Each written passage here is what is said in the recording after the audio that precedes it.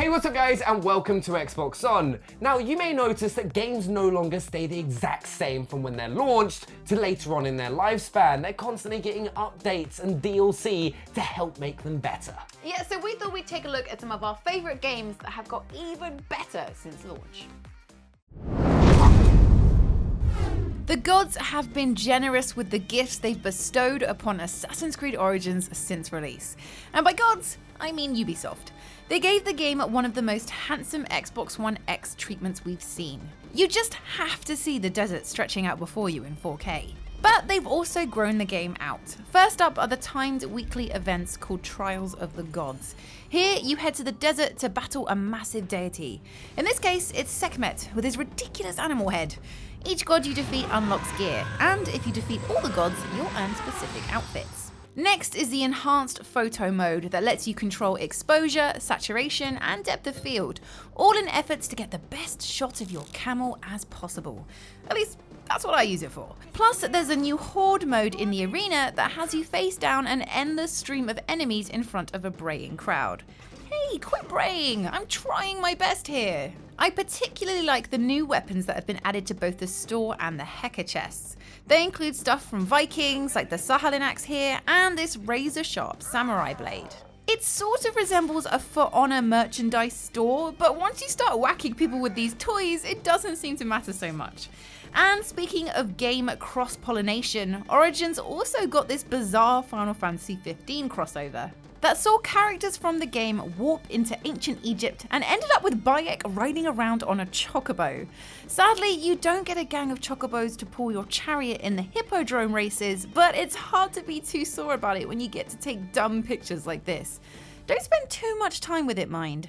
Senu might get jealous. Ghost Recon Wildlands is another game that didn't really need to grow. It already has an entire country of drug barons to put into the grave, but Ubisoft can't stop tinkering with it, just like you adjust gun parts and attachments in the game. So Ubisoft constantly tweak and improve, whether it's redoing their helicopter controls so you didn't crash every 5 seconds, or just cleaning up bugs and glitches. The game is a lot slicker almost 1 year on, especially if you have an Xbox One X, where the enhancement patch really brings the world to life as it stretches off into the horizon, almost a shame to blow it up. But a few milestones definitely jump out, like the way the designers celebrated Christmas by inviting a special visitor to Bolivia. No, not the one who comes down your chimney and gives you presents, it's the one who kicks down the front door and pulls out your spine, the Predator.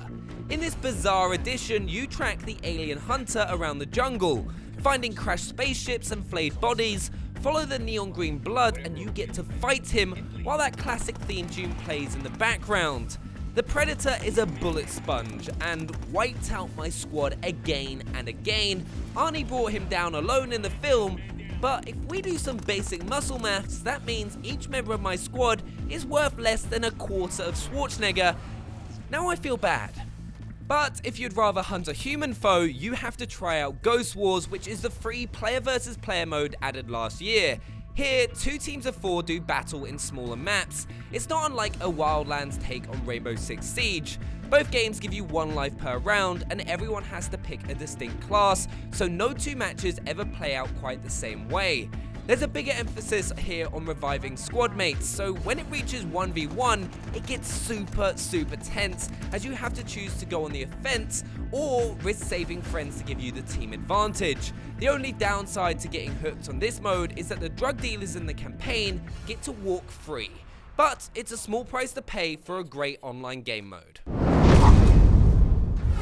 When it first came out, Final Fantasy 15 had lots of stuff in it. It had 4 lovely boys with even lovelier hair.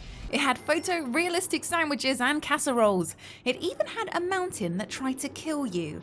But what it had more than anything else was plot holes. Characters would vanish for entire chapters and then turn back up with mysterious scars. One of them went blind for no obvious reason. Another one fell off a train and then just came back. It was like another game was happening elsewhere, away from our own adventure. As it turns out, it kinda was. A year of DLC episodes filled in the gaps. We get to hit goblins with giant stone pillars as Gladio. Hey, where's that strength when we need it in the main campaign?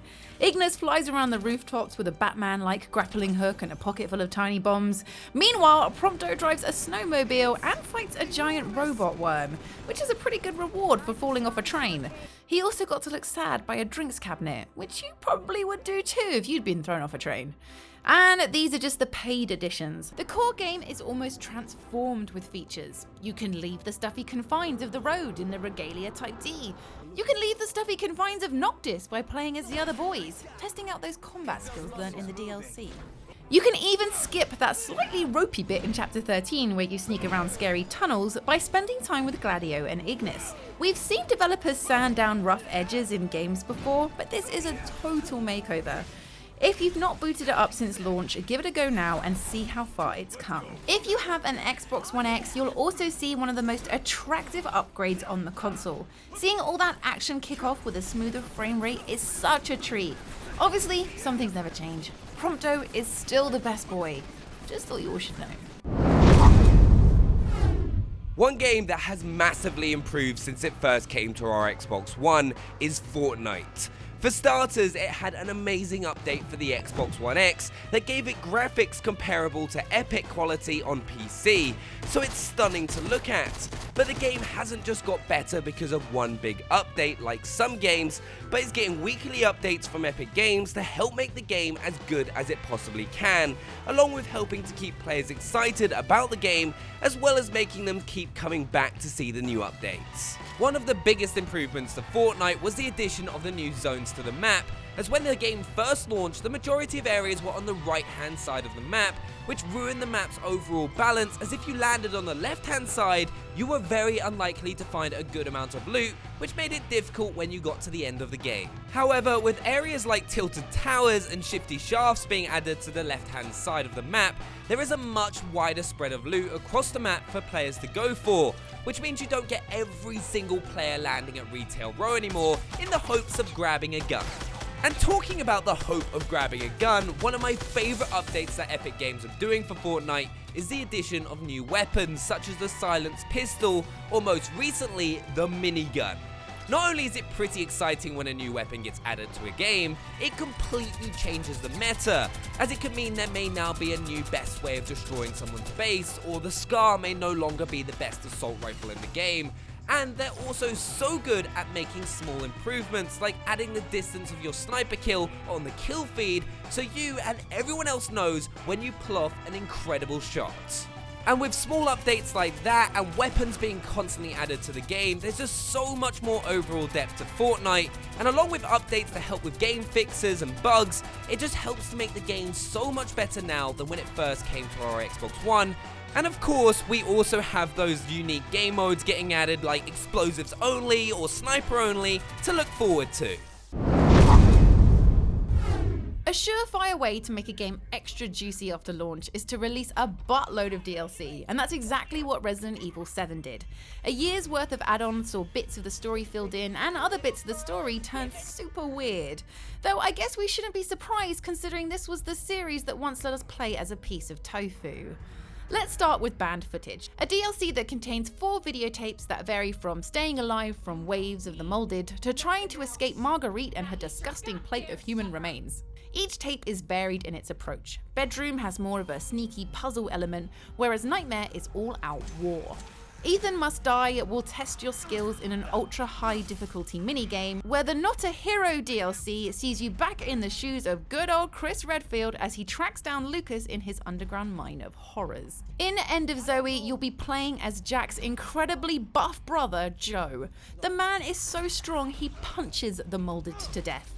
I mean, look at him. The man just ripped a hole in one of their skulls. Who needs a shotgun when you've got the Hulk in human form?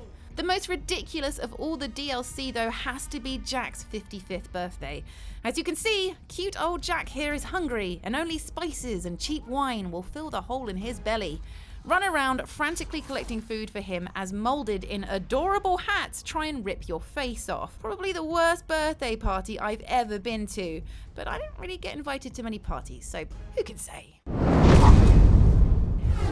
Next up is Shadow of War. Just released this week is a new story expansion that sees elven assassin Eltariel go on a quest to defeat the Nazgul and along the way confront a Talion who appears to have gone bad. You can tell that he's evil because he's all veiny and stuff. The add-on isn't free, but Eltariel earns her price tag with the power to flash enemies with blinding light to stun them and unleash chaos with her twin blades. She's a nice change of pace from Talion. Plus, she's great to take pictures of in the improved photo mode that introduces a bunch of extra features to everyone who owns the game. It lets you add frames like this holiday one and this cool arty effect, and stickers to turn yourself into an ant, and look, now I'm in Sauron's crystal ball. My favourite bits are the new expressions that you can make your character do. As you can see, Eltariel has some very mixed emotions. Combine it with a new snap to camera option that makes your character stare deep into the screen, and you've got a recipe for a very, very weird time. That's the face of someone who absolutely has no time for such shenanigans. And too bad, the shenanigans are here to stay. And speaking of shenanigans, 2 troublesome new DLC tribes have entered the fray in the Slaughter and Outlaw tribes. You can visit their icons on the map for scraps with them. And these guys are great to use in the new online fight pit mode where you throw your army's overlord into battle against another player's chosen overlord. The more wins you rack up, the better the loot chests are. I personally dominated in the early stages, going with my outlaw Olog. Despite sending him in there with a bunch of other Ologs and having them clumsily attack each other, I made sure to give the brute any weapons I got from victories in the fight pits, like fiery and cursed blades, but it all ended in disaster when I lost to this bow-wielding underdog. God damn it. What a joke. I mean, when do the underdogs ever win apart from in every single boxing film ever?